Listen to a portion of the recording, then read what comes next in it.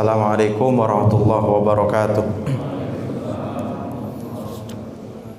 Alhamdulillah, salatu wassalamu ala rasulillah wa ala alihi wa sahbihi wa mawala. Allah Ta'ala fil Qur'anil Karim, ya ayyuhalladzina amanu taqullaha haqqa tuqatih wa la tamutunna illa wa antum muslimun. Allahumma salli wa sallim ala nabiyyina Muhammadin wa ala alihi wa sahbihi wa man tabi'ahum bi ihsan ila yaumiddin, amma ba'd. Baik Bapak Ibu sekalian, jemaah kajian Allah Subhanahu wa taala. Alhamdulillah, kita senantiasa bersyukur kepada Allah Subhanahu wa taala atas nikmatnya, atas petunjuknya, sehingga dengan itu semuanya kita dimudahkan Allah untuk senantiasa menjalankan ketaatan kepada Allah Subhanahu wa taala. Salam dan salawat mudah-mudahan tercurah pada junjungan kita Nabi Muhammad sallallahu alaihi wasallam beserta seluruh keluarganya, para sahabatnya, dan orang-orang yang senantiasa istiqomah di atas jalannya sampai hari akhir nanti.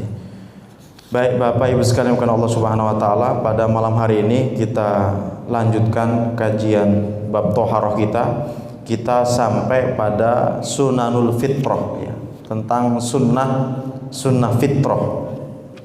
Mungkin sebelumnya kita sudah paham apa itu sunnah fitrah. Kalau yang belum paham, berarti ini sebagai pengetahuan. Di dalam Islam itu ternyata ada sunnah fitrah. Apa itu sunnah fitrah? Al-hisalul lati idza fa'alat atau fu'ilat ittasafa fa'iluha bil fitrah.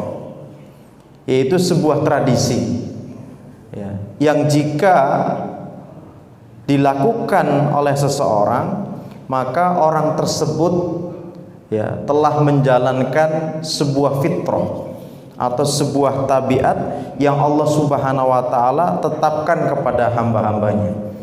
Jadi ada sebuah tabiat, ada tradisi-tradisi dalam Islam yang mana jika kita mengerjakannya, maka kita akan, ya, maka kita telah melakukan fitrah atau kita sudah mengerjakan sesuatu sesuai dengan fitrah atau ciptaan Allah Subhanahu wa taala, yang dengannya, ya, seseorang itu akan lebih cenderung kepadanya dengan fitrah-fitrah ini, kemudian menjadikan di antara mereka saling mencintai dengan sunnah fitrah ini. Liyakunu ala akmali sifat, bahkan, ya, manusia itu akan sampai pada kesempurnaan sifat jika mengerjakan sunnah fitrah ini. Wa asrafu surah, bahkan akan sampai pada kemuliaan, ya, kemuliaan bentuk, ya. Jadi apa saja sunnah fitrah ini, nah, nanti akan kita bahas. Di sini dalam hadis yang pertama, Nabi menegaskan fitrah itu ada 5. Al fitratu hamsun, ya, sunnah fitrah itu ada 5. Yang pertama adalah al khitanu, khitan, Pak, sunat. Artinya orang Islam itu kalau dia ingin sesuai dengan fitrahnya, maka dia harus sunat. Nah, kalau enggak sunat berarti tidak sesuai dengan fitrah atau tabiat yang Allah Subhanahu wa taala, ya, tetapkan baginya. Yang kedua, wal istihdad, mencukur bulu kemaluan, itu yang kedua. Kemudian ketiga, wa qasus syarib, mencukur kumis, ya, mencukur kumis. Kemudian wa taqlimul adhafir, memotong kuku. Kemudian wa nadful abati, mencabut bulu ketiak. Nah, ini kira-kira dari 5 ini sudah dijalankan yang mana, Pak? Khitan sudah semua. Masa ada khitan 2 kali? Ya, insya Allah tidak ada. Khitan sudah semua.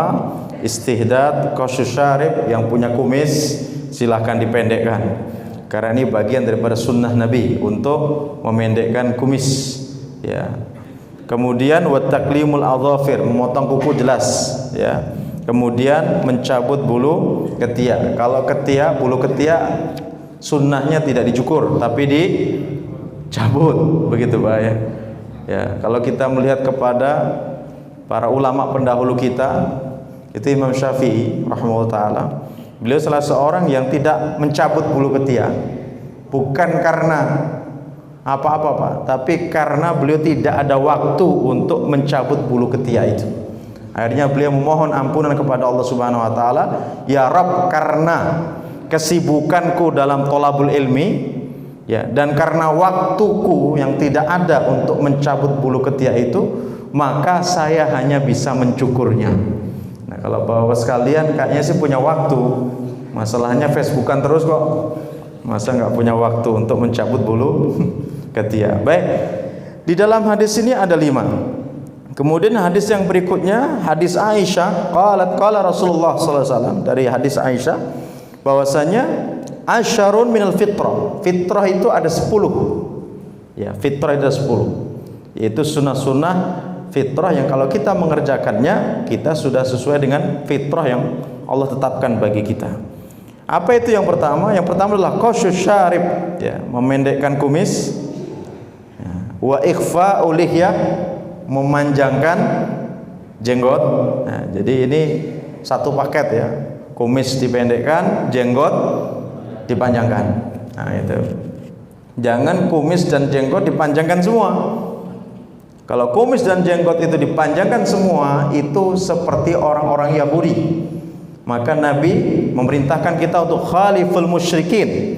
Selisilah orang-orang musyrik dengan apa? Qasyus syarib, dengan memendekkan kumis, memanjangkan jenggot, begitu ya. Atau juga jangan dibalik. Kumis dipanjangkan, jenggot dipotong. Nah, ini namanya kebalik ini. Kemudian yang ketiga as-siwak, bersiwak. Ya, bersiwak. Bersiwak itu bergosok gigi ya. Wastinsyaqul ma', memasukkan air ke dalam hidung. Ini ketika berwudu. Jadi kalau kita mengikuti apa perintah dari Nabi, di saat kita berwudu ada namanya syariat istinsyaq, yaitu memasukkan air. Jadi air itu kita hirup Pak, sampai ini rongga hidung ini Pak, sampai khayshum. Kenapa harus sampai khayshum ini? Karena apa? Bata syaitan fil khayshum. Setan itu mabitnya tinggal bermalamnya di sini Pak. Nah, seperti itu. Apalagi kita ketika mengkaji tentang seseorang ketika tidur, ketika akan tidur, maka setan akan mengikat dirinya, mengikat tengkuk lehernya itu dengan 3 buhul Pak.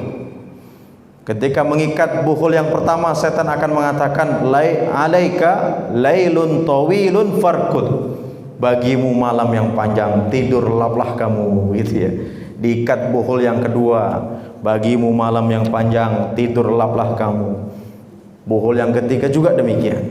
Nah, 3 buhul ini yang diikatkan setan ke tengkuk leher kita ini, itu akan terlepas manakala pertama kita bangun, ya, kita bangun itu berdoa. Ya, berdoa ba'da tidur itu ya, setelah tidur itu. Alhamdulillahilladzi ahyana ba'da ma amatana wa ilaihin nusur. Itu buhul yang pertama terlepas. Kemudian setelah itu kita mengambil air wudu, buhul yang kedua terlepas. Kemudian setelah itu kita sholat, maka buhul yang ketiga itu terlepas. Fa asbahana syaitan thayyibun nafs. Kalau orang sudah melakukan hal yang demikian ini ketika dia bangun tidur, kemudian berwudu, kemudian sholat, maka fa asbahana syaitan, di pagi hari dia akan terlihat nasyid, ya, rajin, sungguh-sungguh, energik Pak. Thayyibun nafs, jiwanya baik. Ketemu orang senyum pagi-pagi itu Pak. Ini enggak, pagi-pagi ketemu orang udah muram gitu Pak ya. Kenapa kalau dia sampai muram, kadang-kadang sewot, mukanya enggak enak dilihat? Nah, berarti yang kedua, barang siapa yang dia bangun tidur tidak melakukan tadi doa, tidak berwudu, tidak sholat, maka buhul itu masih ada dalam dirinya. Maka di pagi hari fa asbaha kaslan, di pagi hari dia akan terlihat malas. Ya, lemot Pak ya. Malas, kau suruh bergerak lah susahnya gitu. Kemudian khabisun nafs, jiwanya enggak enak, jiwanya buruk. Ketemu orang dikit marah, emosi begitu ya. Jadi kalau ada pagi-pagi suami itu udah marah-marah sama istri, bisa jadi itu Pak. Enggak sholat malam itu Pak. Itu bisa ada indikasi ke situ. Nah, istinsyaq ini bagian daripada untuk mengusir ya jin yang tinggal di khayshum itu. Istinsyaq memang agak sakit ketika kita itu tarik gitu Pak. Ini luar biasa, agak menyedak di sini ya. Kemudian wa qasul atfar, memotong kuku. Kemudian wa khussul barajim, membersihkan persendian. Jadi persendian ini barajim. Barajim ini tempat-tempat yang biasanya melekat kotoran, Pak. Di sini, di ketiak, di jari-jari begini, di ruas-ruas jari-jari itu. Nah, ini tempat-tempat yang harus dibersihkan. Kemudian wanatful ibit, ya, mencabut bulu ketiak. Wa halqu anah, ya, mencukur atau memotong bulu kemaluan. Kemudian wantiqasul ma. Wantiqasul ma ini adalah istinja. Ya, istinja itu artinya adalah ya cebok, ya, membersihkan, buang air besar atau buang air kecil gitu. Kemudian yang ke-10 adalah al-madmadatu, berkumur-kumur. Jadi ketika berwudu itu ada syarat untuk berkumur-kumur, yaitu menggerakkan atau menggoncangkan air ke dalam mulut kita gitu. Ini 10 daripada sunnah-sunnah fitrah yang jika kita lakukan, maka yang akan kita dapatkan di sini hikmahnya adalah tahsinul hay'ah wa tandhiful badan jumlatan wa tafsilan. Tujuannya apa? Untuk memperindah bentuk, kemudian membersihkan anggota badan kita. Kalau kita ingin kaji satu persatu, memang benar, Pak. Misalnya kalau bapak sekalian, kumisnya panjang, kalau makan kan susah, Pak, ya. Malah nasinya nyantol-nyantol nanti gitu. Misalnya masalah kuku, misalnya. Di saat kita makan, sunnahnya makan itu tidak pakai sendok, gitu kan? Sunnahnya makan itu dengan tangan kita, dengan jari jemari kita itu. Dan Nabi mencukupkan dengan tiga jari. Nah, bagaimana kalau tidak ada syariat memotong kuku, kan gitu kan? Dan juga pertanyaan bagi kita semuanya, di saat kuku kita panjang, kemudian kita berwudu, itu air tidak sampai kepada kulit yang ada dalam kuku itu. Maka perhatikan bagi siapa saja yang memang kukunya dibiarkan panjang. Ustaz, saya memanjangkan kuku untuk mengkorek-korek apa itu, ya? Sudahlah, nggak usah pakai itu, pakai sesuatu yang lain, nggak usah pakai kukunya, gitu ya. Nah, ini karena ini adalah merupakan sunnah-sunnah fitrah yang diajarkan oleh Rasulullah Sallallahu Alaihi Wasallam. Baik, kita akan bahas dari sekian banyak 10 ini ada berapa yang akan kita bahas secara rinci. Yang pertama adalah tentang khitan, tentang masalah sunat. Ya, khitan ini masdar dari khatana, yang artinya adalah qata'a, memutus, memotong. Ya, jadi khitan itu artinya adalah memotong. Secara istilah qat'ul jildah allati tughattil hashfah minaz zakat. Memotong kulit yang menutupi apa, Pak? Ujung kemaluan, ya. Ya, sebagaimana kalau laki-laki udah paham semua lah itu, ya. Kecuali yang belum sunat. Berarti belum paham dia itu, ya. Ini dalam rangka lagi-lagi untuk membersihkan, Dan kalau kita tanya kepada para dokter, itu manfaatnya luar biasa, Pak. Ternyata penyakit-penyakit, ya, yang dialami oleh laki-laki, terutama dalam kemaluannya itu, kebanyakan menurut mereka itu disebabkan karena seseorang itu tidak sunat. Karena ada sisa air kencing itu yang mengendap di situ, itulah menjadi masalah, kan seperti itu. Nah, maka dalam hal ini dalam Islam luar biasa adanya syariat khitan ini. Dan waqatul jida allati fi a'la farjil unsa, dan memotong kulit, ya, di ujung kemaluan seorang wanita. Jadi khitan ini kalau di dalam Islam tidak hanya untuk laki-laki saja, tapi juga untuk perempuan. Meskipun dalam hal ini para ulama, ya, berbeda pendapat. Ada yang menjelaskan annahu wajibun ala dzakari wal unsa. Pendapat yang pertama, hukumnya wajib baik bagi laki-laki maupun perempuan. Ini pendapat yang pertama. Pendapat yang kedua, annahu mustahabun lahuma. Kedua-duanya disunahkan. Jadi hukumnya tidak sampai wajib, tapi disunahkan. Khitan untuk laki-laki, khitan untuk perempuan. Nah, pendapat yang ketiga, wajibun ala zakar mustahabun lil unsa. Untuk laki-laki wajib, tapi kalau untuk perempuan itu hukumnya sunnah. Nah, seperti itu. Tapi paling tidak tingkatan hukum khitan bagi perempuan adalah sunnah, paling tidak begitu. Artinya kalau itu di khitan itu lebih baik, ya. Kalau di khitan itu lebih baik Karena ada perintah dari Nabi ya, kita terkait masalah khitan seorang perempuan ya. Di antaranya di sini Rasulullah menjelaskan la tanhaki fa inna dzalika afdhalil mar'a wa ahabu ilal ba'li. Jangan terlalu panjang memotongnya. Ini perintah Nabi kepada para wanita yang mau khitan ya. Karena hal itu ya fa inna dzalika afdhalil mar'a, karena hal itu lebih memperindah seorang wanita tersebut dan lebih disukai oleh suami.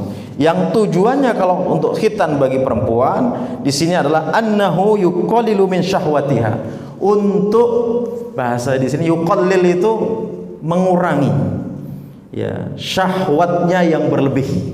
Ini tujuan syariat seperti itu. Nah, maka kita bisa melihat pula ya di saat perempuan-perempuan ini tidak dikhitan, terutama wanita-wanita yang tidak beragama ya, wanita-wanita yang tidak beriman, itu kita bisa lihat bagaimana kelakuan-kelakuan mereka Pak ya. Di saat dengan manusia saja mereka tidak puas, maka di antara mereka ada yang memuaskan diri dengan binatang. Nauzubillah, dengan kuda, akhirnya meninggal dunia. Itu bisa jadi karena sebab syariat ya khitan bagi wanita ini tidak diamalkan oleh mereka. Nah, ini salah satu hal. Dan kemudian saya juga melihat dari pemberitaan yang ada banyak mengangkat terkait para istri yang selingkuh. Nah, ini jangan-jangan ini Pak, ini ada masalah ini Pak. Jangan-jangan karena syariat khitan ini tidak diamalkan, sehingganya apa? Mereka tidak puas dengan pasangannya dan mencari kepuasan di tempat yang lain.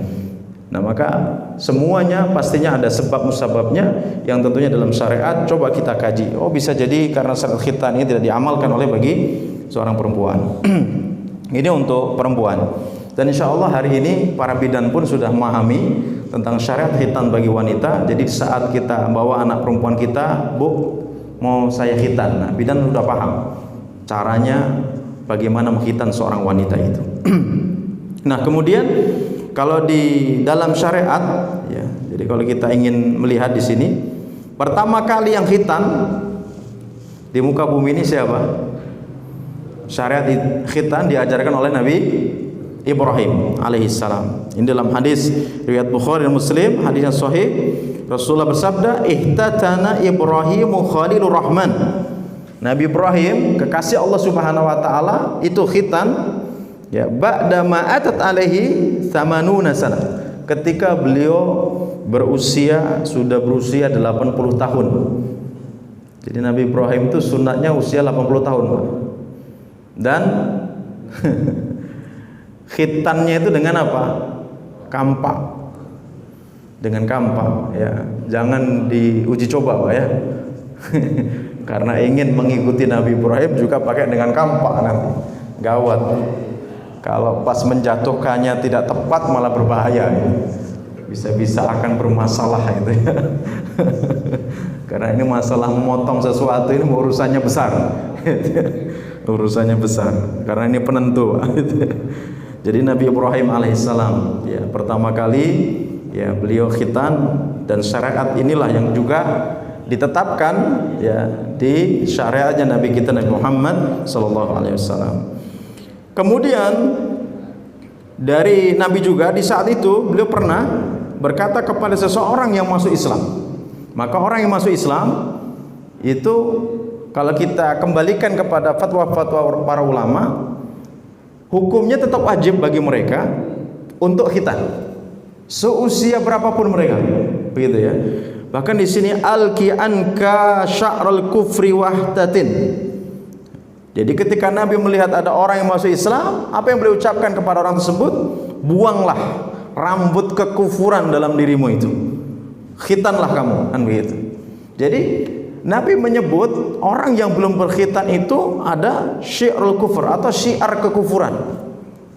Hal-hal yang sifatnya kufur itu seseorang itu belum khitan, maka itu harus dipotong, harus dibuang. Itu seperti itu. Nah, maka ada pembahasan-pembahasan di antaranya kalau misalnya ada orang mau masuk Islam tapi nggak mau khitan itu bagaimana? Kan ada Pak.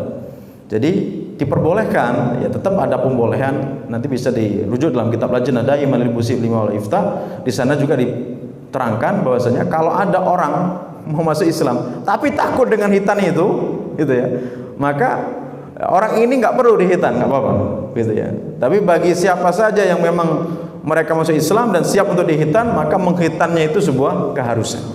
Karena ini salah satu aspek toharoh ya, bersuci itu bisa tergapai dengan seseorang itu sudah dihitan. Itu seperti itu. Nah, kemudian kita bahas yang kedua, sunnah fitrah yang kedua adalah siwak. Ya, siwak. Siwak ini Nabi menegaskan keutamaannya, as-siwaku mutahhiratun lil fam. Ya, siwak itu akan membersihkan mulut, mardatun lirabbi, dan diridhoi Allah. Ya, akan menjadi kita diridhoi Allah Subhanahu wa taala. Kemudian dibahas di sini kapan kita disunahkan untuk bersiwak. Yang pertama, ketika mau berwudu itu disunahkan untuk bersiwak. Nabi bersabda, laula an asyqa ala ummati la amartuhum bisiwak ma'al wudu. Kalaulah tidak memberatkan umatku, niscaya saya akan perintahkan mereka bersiwak setiap kali akan berwudu. Tapi siwak ini pakai out, Pak, pakai dahan itu ya, kayu itu ya, yang wangi. Tapi jangan beli yang murahan yang 3.000 4.000, gusinya hancur gitu nanti. Beli yang paling enggak 35.000 40.000 itu, Pak. Itu lembut dan wangi begitu. Kalau yang keras kayu itu jangan-jangan itu akar dari Indonesia gitu, atau kayu dari Indonesia itu.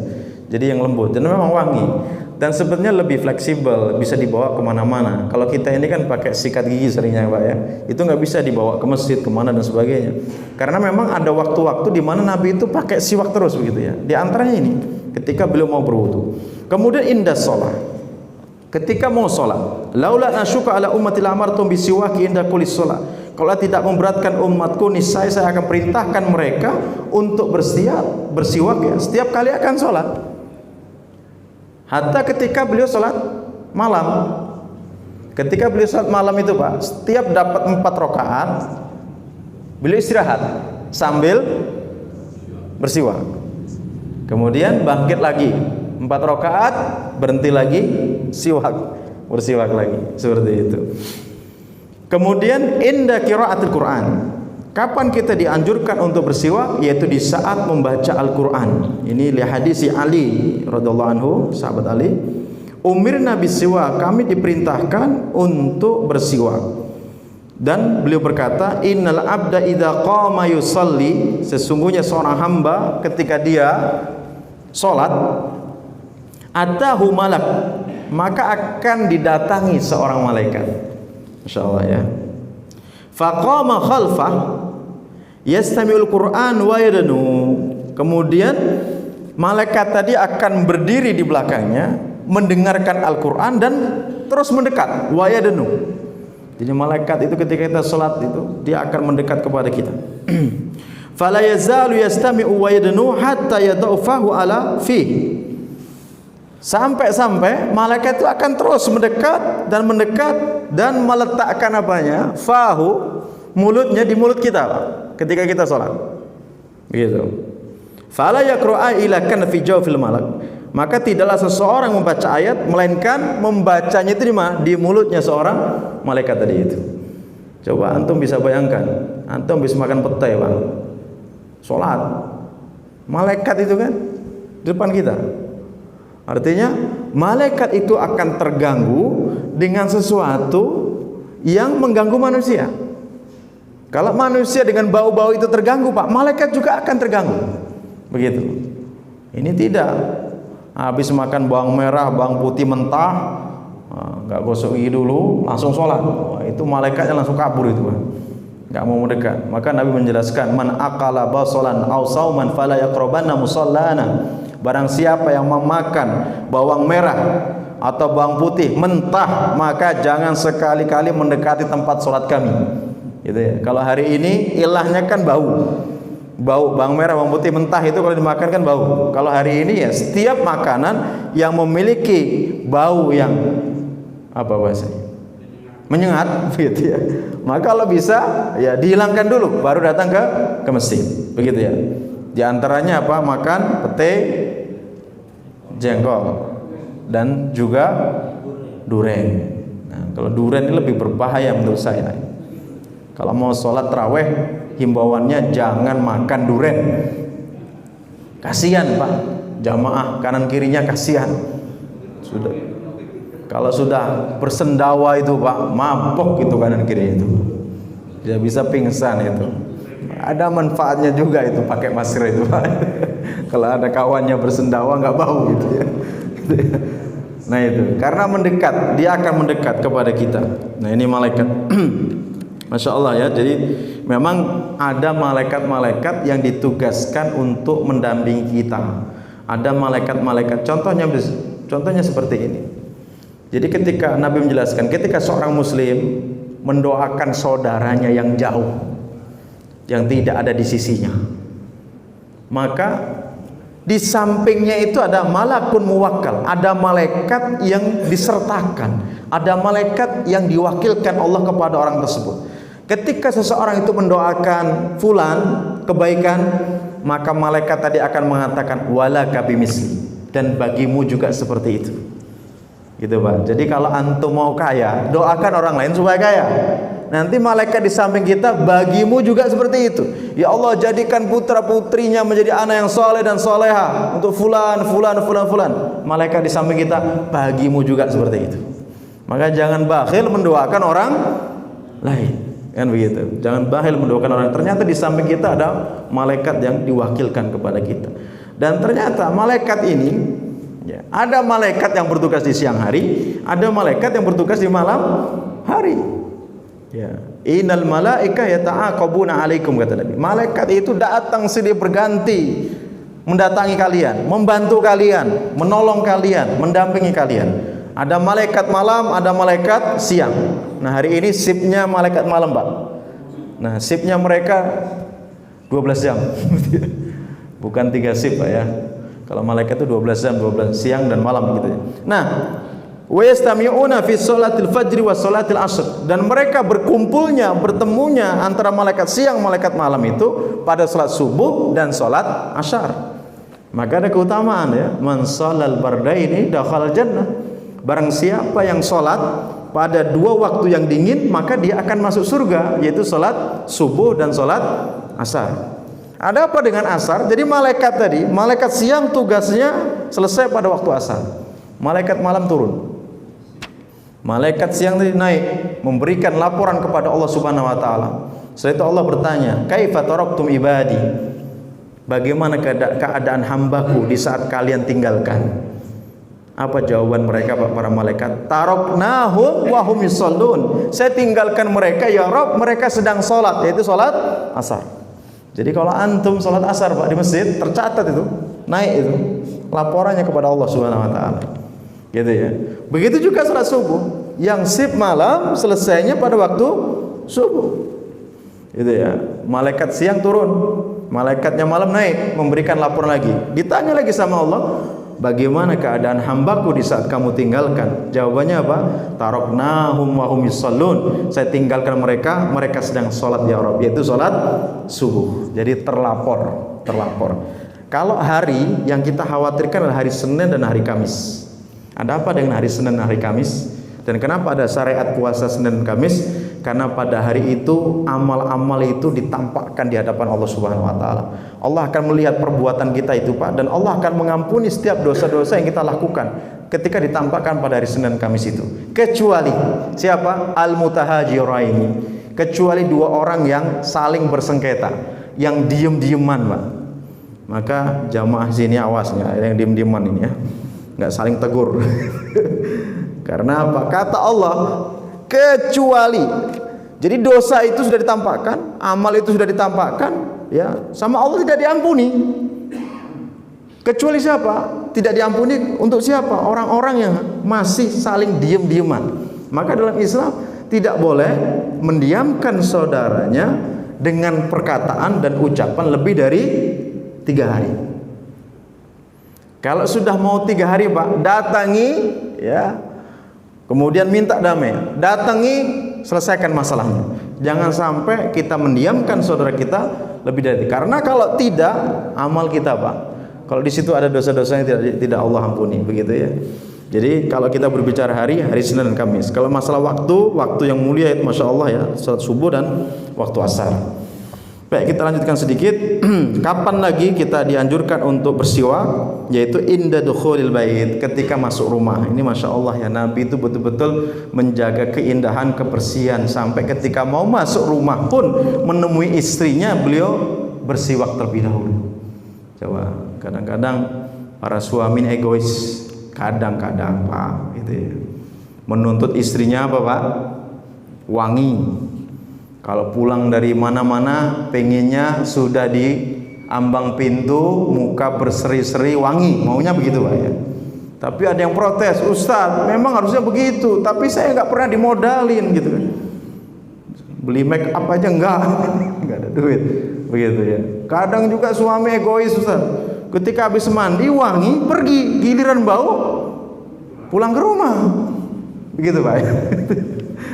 Ada yang marah seperti itu kondisinya. Nah maka ternyata berbeda dengan Nabi. Nabi itu menjaga penampilan betul. Ketika beliau mau masuk rumah, beliau bersiwak terlebih dahulu.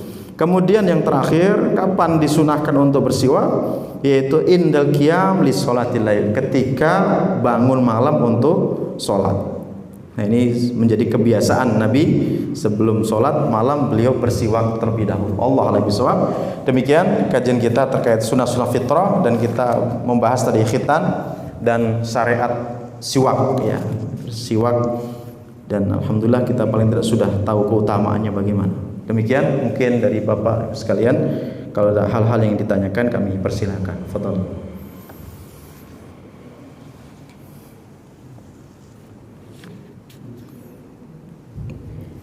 Ya, silakan Pak. Baju beliau ini sunnah Pak, putih. Assalamualaikum warahmatullahi wabarakatuh. Waalaikumsalam. Rasulullah pernah bersabda bahwa orang yang istiqomah dengan dua kekuatan. Yang pertama, kekuatan amaliyah tekun membaca Al-Quran, Ya. dan kekuatan ilmiah bacaan Al-Quran direnungkan, dia terapkan dalam kehidupan sehari-hari. Kata Rasulullah, di surga nanti akan mendapat posisi yang tertinggi. Ya. Ditegaskan oleh Rasulullah bahwa yang tekun dan istiqomah membaca Al-Quran itu bacaannya akan menjadi sepakat, menjadi penolong bagi yang membaca itu di alam dunia maupun alam yang lain. Ya. Mohon Pak Ustaz dipertegas Baik. dari lainnya Pak. Baik. Karena salah satu yang saya renungkan adalah Al-Quran pun menegaskan bahwa kata Allah, segeralah kamu bertobat kepada Allah, dan surga yang luasnya seluas langit dan bumi. Ya. Terima kasih Pak. Assalamualaikum. Waalaikumsalam warahmatullahi wabarakatuh. Baik. Istiqomah dalam baca Al-Quran.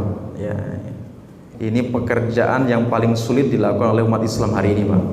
Enggak usah jauh-jauh. Pekerjaan yang paling sulit dilakukan umat Islam hari ini adalah membaca Al-Quran. Membaca Al-Qurannya kapan? Kalau ada acara-acara hari besar. Kapan baca Al-Quran? Ramadan. Itu pun yang sudah biasa kajian termotivasi untuk khatam Quran, Pak. Selepas Ramadan lewat lagi, Pak. Ya, jadi sampai Nabi itu dalam surah Al-Furqan ayat 30 mengeluh ya, mengadu. Wa qala ar-rasul ya rabbi inna qaumi ittakhadhu hadzal qur'ana mahjura. Rasul berkata, "Ya Rabb, sesungguhnya umatku itu menjadikan Al-Quran itu sesuatu yang diabaikan, sesuatu yang dijauhi." Hari ini terjadi itu. Ketika ditanya, "Aina mushafukum?" Dia mana mushaf kamu, Quran kamu? Al-mushafu fi jawal ya Ustaz, fi handphone ya. Mushafnya ada di handphone, di HP gitu kan. Nah, bertanya, "Kam maratan fatatul mushaf wa kam maratan fatatul WhatsApp?" gitu kan. Berapa kali kamu buka mushaf, berapa kali kamu buka WhatsApp? Lebih banyak mana? Facebook. Benar, Quran sudah ada di sini, tapi nggak pernah dibuka mushaf itu. Nah, maka beliau luar biasa, benar keutamanya banyak sekali. Bahkan Nabi sendiri menjelaskan, Ahlul Quran ahlullahi wa khasatuh. Orang yang dekat dengan Al-Quran, ahlul Quran itu adalah keluarga Allah, ahlullah wa khasatuh, dan orang-orang yang paling dispesialkan Allah Subhanahu wa taala. Keluarga khususnya Allah itu adalah ahlul Quran. Maka benar-benar keberkahan ya bagi orang-orang yang hari ini bisa hafal Quran 30 juz itu. Benar. Dan itu ya alhamdulillah, mudah-mudahan termotivasi dengan Mas Imam kita itu ya. Bagaimana adanya beliau yang di sini di As-Salam ini semula hafal cuma 1/4 juz, 1 juz meningkat dalam 1 bulan Pak ya. 1 bulan berikutnya 2 juz. Nah, kalau bisa standar jamaah As-Salam minimal hafalannya 10 juz. Allahu Akbar. Silakan diberikan ini jadwal-jadwal itu untuk menghafal Al-Quran begitu. Karena ini kemudian tidak hanya itu, benar tadi Al-Quran as-siyamu wal Quran yasfa'an lil abdi yaumal qiyamah. Puasa dan Al-Quran itu akan memberikan syafaat bagi orang yang mengerjakannya nanti pada hari kiamat. Quran akan berkata, Quran itu nanti di hadapan Allah berkata, ya ngomong sama Allah, ya Rabb, ay Rabbi, mana'tuhun nauma bil laili fasyafi'ni fi. Ya Rabb, saya menghalangi dia untuk tidur di malam hari karena membacaku, maka berilah dia syafaat. Asyam wa yaqulu siyam, puasa juga berkata, ay Rabbi mana'tuhun ta'am wa syahawat bin nahari fasyafi'ni fi. Puasa juga berkata, ya Rabb, saya menghalangi dia untuk makan, minum di siang hari, berilah dia syafaat. Fayu syafa'an, keduanya itu memberikan syafaat kepada orang yang mengerjakannya, Pak. Maka ini sebuah keutamaan yang luar biasa. Silahkan ya, di sini yang jelas saya sudah dapati di pojokan itu biasa ada bapak-bapak yang baca Al-Quran. Nah, ini memotivasi yang lain tuh. Ayo bisa semangat untuk baca Al-Quran. Paling tidak 1 bulan 1 kali 1 juz. 30 juz apa juz 30? Baik, yang lain betul. Ada? Kalau tidak ada, saya mau perpanjangkan bacaan Al-Quran, membahas Al-Quran ini. Ada? Betul? Tidak ada? Ya. Tentang Al-Quran tadi. Sahabat Abdullah bin Amr bin As itu pernah bertanya kepada Nabi, "Kanah timul Quran ya Rasulullah? Berapa lama kami itu harus menghatamkan Al-Quran?" Kata Nabi apa? "Ahtimhu fi syahr." Hatamkan sebulan sekali. Apa kata sahabat Abdullah bin Amr bin As? "Ya Rasulullah, ana utiku aktsara min dzalik." Saya mampu lebih daripada itu. Nah, sahabat itu tantang, Pak ya.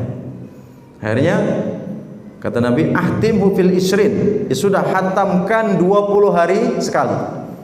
Masih dijawab, "Ya Rasulullah, saya mampu lebih daripada itu."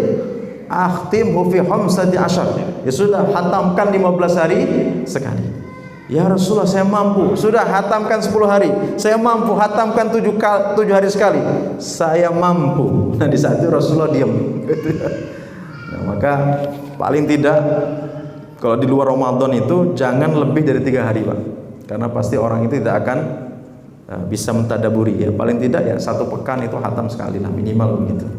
Nah, kalau misalnya Pak Arifin ditanya tadi, hatamkan sebulan sekali. "Saya mampu lebih daripada itu," atau "Saya nggak mampu saya," gitu. Nah, itu bedanya kita dengan para sahabat itu sampai ya, seperti itu. Apa? Mic habis. Bentar lagi. Ya. Nah, kemudian lagi kalau kita melihat kualitas ya tilawahnya para sahabat itu juga luar biasa. Imam Nawawi dalam kitab Al-Adhkar itu juga beliau menjelaskan terkait kualitas bacaan Al-Qur'annya para sahabat. Beliau menjelaskan begini, "Wa ammal ladzina khatamul Qur'an fi rak'ah fala yuhsuna li kasratihi." Di antara para sahabat itu mereka itu mampu menyelesaikan bacaan Al-Quran, khatam Quran, Pak, dalam 1 rakaat sholat. 1 rakaat, antum bisa bayangkan itu. Jumlah mereka banyak, nggak sedikit. Para sahabat itu biasa khatam 1 rakaat itu, sholat itu, udah khatam Quran. Mungkin kepikir nggak, kebayang nggak, Pak? 1 rakaat kok bisa selesai gitu. Nah, siapakah sahabat-sahabat yang biasa khatam Quran dalam 1 rakaat ini? Yang pertama adalah sahabat Utsman bin Affan. Ya, sahabat Utsman bin Affan beliau biasa. Kemudian sahabat Sa'id bin Jubair. Kemudian sahabat Tamim Ad-Dari. Nah, sekarang pertanyaannya. Kalau misalnya kayak Nabi saja, beliau satu rakaat itu yang dibaca Al-Baqarah, Al-Imran, An-Nisa. Kalau imamnya begitu gimana kira-kira? 5 juz Pak lebih Pak. Kira-kira malam berikutnya jamaahnya pada datang apa enggak itu? Sampai sahabat Ibnu Mas'ud saja itu pernah yang bermakmum bersama Nabi ketika Qiyamul Lail itu ada sahabat Ibnu Mas'ud, ada sahabat Ibnu Abbas, ada sahabat Uzaifah. Sahabat Ibnu Mas'ud pernah ketika Nabi sudah selesai surah Al-Baqarah itu la yukallifullahu nafsan itu beliau mudah-mudahan Nabi ruku, mudah-mudahan Nabi ruku. Disambung Bang Ali Imran. Alif lam mim Allahu la ilaha illa huwal hayyul qayyum. Sampai ayat terakhir ya ayyuhalladzina amanu sabiru. Itu ya Allah mudah-mudahan Nabi ruku, mudah-mudahan Nabi ruku. Disambung ke An-Nisa Pak. Sampai beliau mengatakan laqad hamamtu bi amri su'in, sungguh saya berkeinginan buruk sama Nabi itu. Gitu. Ditanya, "Wa ma hamamtalah?" Apa yang kamu inginkan di saat kamu salat bersama Nabi? Uridu an ajlisa wa adhar Nabi sallallahu alaihi wasallam. Saya ingin segera duduk dan meninggalkan salatnya Nabi. Udah. Ini betis sudah bertelur mungkin bahasa kita itu. Udah enggak mampu lagi coba. 1 rakaat itu, Pak. Coba bayangkan itu. Nah, masyarakat kita bagaimana Pak hari ini? Ketika imamnya baca panjang, cini nih, kayak bergemuruh gitu. Salah milih masjid ini. Imamnya panjang ya kan gitu kan. Sampai karena dia ini orang nggak paham surat-surat nama surat Pak. Oh Imam tadi yang dibaca apa? Surah Al-Baqarah. Oh Al-Baqarah sapi ya panjang betul tadi. Nah, besok malam dia mau sholat sama itu imam. Tapi sebelum masuk dia tanya dulu, "Mam, nanti mau baca apa? Surah apa?" Al-Fil kata dia. Al-Fil gajah, berarti lebih panjang dong. Gajah lebih gede kata dia. Karena dia pulang Pak, nggak mau sholat ini. Ini ada cerita-cerita lucu gitu ya. Gara-gara imamnya panjang. Nah hari ini kan banyak kan begitu. Imamnya baca panjang, makmumnya sudah mulai itu gusar. Ada yang ada yang batuk-batuk lah, ada yang ini dan sebagainya, ngasih kode, ada yang nguap gitu kan, ada yang nah itu ada. Nah, kalau udah begitu, mam, jangan panjang-panjang. Memang pada prinsipnya kalau jadi imam bagi jamaah itu jangan terlalu panjang. Fal yukhaffif, maka ringankanlah Masjid As-Salam itu minimal ya 1 rakaat 2 lembar lah kan begitu kan.